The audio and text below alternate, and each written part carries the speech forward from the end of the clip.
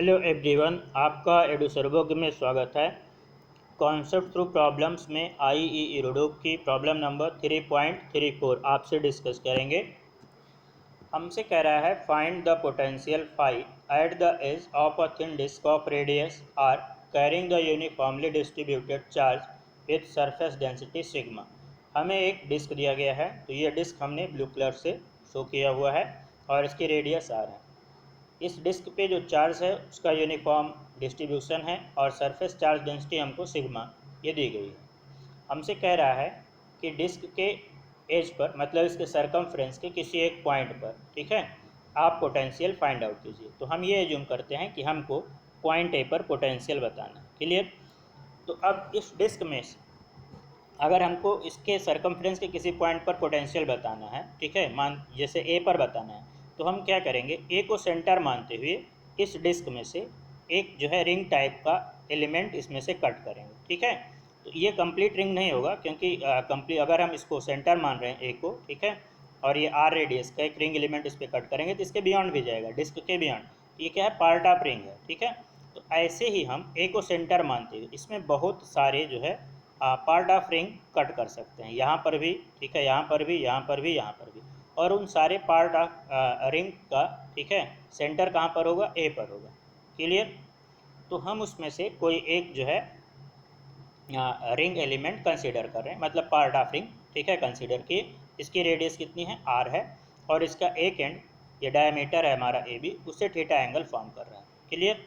तो ये lower and भी क्या होगा, इसका थीटा एंगल पर ही होगा क्योंकि ये अपर हाफ है सर जो है डिस्क का, और ये लोअर हाफ है। ठीक है, तो अब अगर हम देखें तो ये जो हमारा रिंग एलिमेंट है, ठीक है, इसकी एरिया अगर हम कैलकुलेट करना चाहें, क्योंकि हमको क्या करना पड़ेगा, इस रिंग एलिमेंट के कारण, ठीक है, जितना चार्ज कंटेन होगा उसको कैलकुलेट करना पड़ेगा, क्योंकि इसके कारण हम यहाँ पर इस पॉइंट पर पोटेंशियल बताएंगे, और फिर ऐसे ही जितने भी सारे रिंग एलिमेंट बनेंगे, ठीक है, उन सब के कारण यहाँ पर जो पोटेंशियल होगा उसको क्या करेंगे, सम अप करेंगे।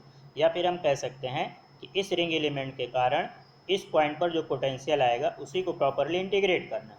तो पोटेंशियल बताने के लिए इस रिंग एलिमेंट में जो भी चार्ज होगा, ठीक है, उसको कैलकुलेट करना पड़ेगा। तो यहाँ पर देखिए सरफेस चार्ज डेंसिटी हमको दिया गया है। ठीक है, तो अगर हमें इस रिंग एलिमेंट का एरिया पता चल जाए कि कितना एरिया ये कंटेन कर रहा है, ठीक है, तो उस एरिया को इस सरफेस चार्ज डेंसिटी से मल्टीप्लाई कर दें, तब हमको इसमें जितना चार्ज कंटेन होगा वो मालूम चल जाएगा। तो यहाँ पर देखिए, ये अगर हम इसको as a circular arc treat करें तो इसकी रेडियस कितनी है, आर, ठीक है, ये आर रेडियस का हमारे पास आर्क हुआ, और ये आर्क सेंटर ए पर कितना टोटल एंगल फॉर्म कर रहा है, थीटा अपर में और थीटा लोअर में, तो टोटल एंगल कितना हो जाएगा, 2 थीटा। तो इस आर्क की लेंथ हो जाएगी R2 थीटा, और लेंथ से अगर हम इसके बिट्स, ठीक है, इसके बिट्स कितना लिए हैं, dr, तो इसके बिट्स से अगर मल्टीप्लाई कर देंगे लेंथ में तो हमको एरिया मालूम चल जाएगा। तो इस जो है रिंग एलिमेंट की अगर हम एरिया लिखें dA, तो वो किसके बराबर हो जाएगा, R2 थीटा dr। ठीक है, ये एरिया हुआ इस रिंग एलिमेंट का। ठीक, अब इतने एरिया में अगर हम ये एज्यूम करें कि dq चार्ज है, तो dq को हम कैसे कैलकुलेट करेंगे, surface charge density sigma into area. ठीक है, एरिया कितना, dA, तो इसको लिखेंगे dq equals to sigma dA। Clear? अब हम अगर dq को यहाँ लिखें तो dq को लिख सकते हैं, देखिए, sigma into R2 theta dr, या फिर हम इसको लिख सकते हैं 2 sigma theta r dr। Clear? तो ये हमको जो है dq मिल गया कि इस रिंग एलिमेंट में जो हमने कंसीडर किया हुआ है इस डिस्क पर, इसमें कितना चार्ज है। ठीक है, अब यहाँ पर देखिए इस dq में dr भी आ रहा है। ठीक है, तो ये dr हमको कहाँ से मिलेगा, देखिए, ये हमारा जो है, अगर हम इसको AB और इसको हम C लिखते हैं, तो हमारा जो ABC है ये क्या है, राइट एंगल ट्रेंगल है। ठीक है, ये एंगल हमारा थीटा है, AB हमारा डायमीटर है। तो अगर हम ट्रेंगल ABC में कॉस थीटा लिखना चाहें इस ट्रेंगल में, ठीक है, तो इसमें कॉस थीटा की वैल्यू क्या हो जाएगी, देखिए, कॉस थीटा इक्वल्स टू, ये हमारा क्या हो जाएगा, AC बेस हो जाएगा, और ये किसके बराबर है, रेडियस R के बराबर, तो ये हो जाएगा R अपॉन ये हमारा हाइपोटेन्यूज की तरह काम करेगा डायमीटर ए बी। तो ये कितना है r प्लस आर मतलब 2r। तो कॉस थीटा हो जाएगा r/2r। मतलब यहाँ से हम लिख सकते हैं r equals to 2r cos theta. Clear. तो ये हमें r मालूम चल गया। अब अगर हम यहाँ पर देखिए r इक्वल्स टू जो हमको मिला है 2r कॉस थीटा, इसको थीटा के टर्म में डिफ्रेंशिएट कर दें, मतलब dr/d थीटा कैलकुलेट कर लें। तो dr/d थीटा हमारा हो जाएगा 2r, और कॉस थीटा का डिफ्रेंशिएशन क्या होता है माइनस साइन थीटा, तो हो जाएगा -2r sine theta.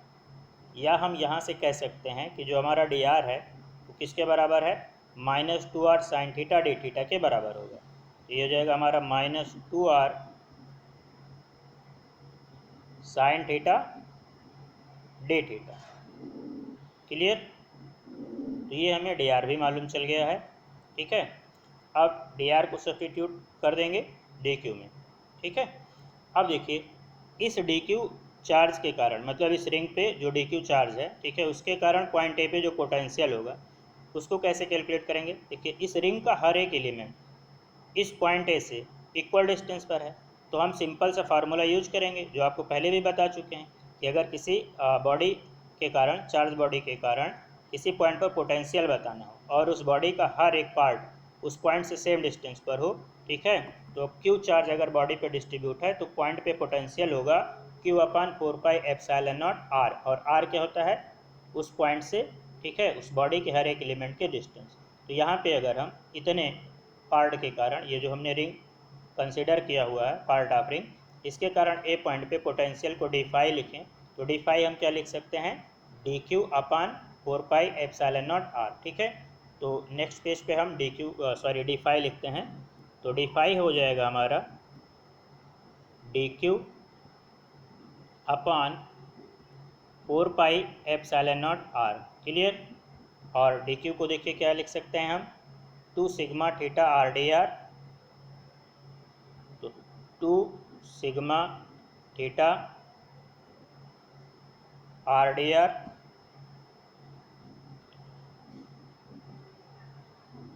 Upon 4πε0 r। और dr को क्या लिख सकते हैं, देखिए dr को लिख सकते हैं -2r sine theta d theta. ठीक है। तो इसको हम फाइनली लिख सकते हैं 2 sigma theta r -2r sine theta d theta upon 4πε0 r। Clear. अब देखिए इस r से ये r कैंसिल हो जाएगा, 2 2 जा 4, ठीक है, इस 4 से न्यूमरेटर में डिनोमिनेटर का 4 कैंसिल हो जाएगा, तो फाइनल हमको क्या मिलेगा सिग्मा माइनस बाहर लिख ले रहे हैं, ये हुआ हमारा sigma r theta sine theta d theta upon πε0। Clear. तो ये जो रिंग एलिमेंट हमने कंसीडर किया उसके कारण पॉइंट ए पर पोटेंशियल हमें मालूम चल गया। ठीक है। अब यहाँ पर फिर से आते हैं, देखिए ऐसे ही इसमें बहुत सारे रिंग एलिमेंट बनेंगे। ठीक है। पॉइंट ए से लेके और पॉइंट बी तक हमको मूव करना है। ठीक है। तभी हमारा सारा रिंग एलिमेंट कवर होगा। देखिए जैसे हमारा थीटा कहाँ पर है, जब हमारा जो है हम ए पर होंगे, पॉइंट ए पर, ठीक है, जैसे मान लीजिए हम यहाँ से आपको शो करते हैं, जब हम पॉइंट ए पर होंगे तो हमारा थीटा कितना हो जाएगा। देखिए जैसे ये मान लीजिए अभी हमारा ये थीटा है, ठीक है, अभी हम कहाँ पर हैं सी पर हैं। ठीक, सी से धीरे धीरे धीरे धीरे हम कहाँ आ गए ए पर ही आ गए, तो हमारा ये थीटा कितना हो जाएगा 90 डिग्री। ठीक है। और फिर हम ऐसे कहाँ तक गए बी तक आए, तो हमारा पूरा डिस्क कवर हो जाएगा। और जब हम बी पर होंगे तो हमारा एंगल कितना हो जाएगा, ये थीटा देखिए 0 डिग्री हो जाएगा। ठीक है।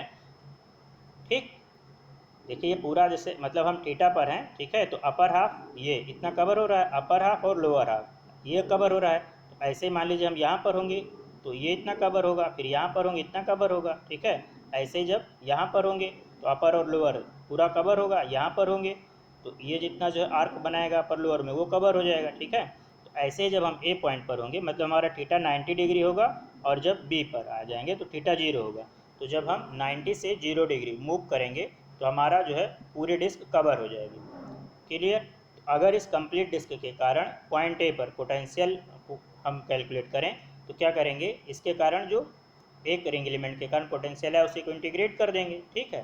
तो अगर हम फाई को कैलकुलेट करें, सॉरी, ठीक है, कंप्लीट पोटेंशियल लिखें फाई, तो फाई हो जाएगा हमारा integration of d phi equals to, जो कांस्टेंट उसे बाहर लिख ले रहे हैं, minus sigma are upon pi epsilon not integration of theta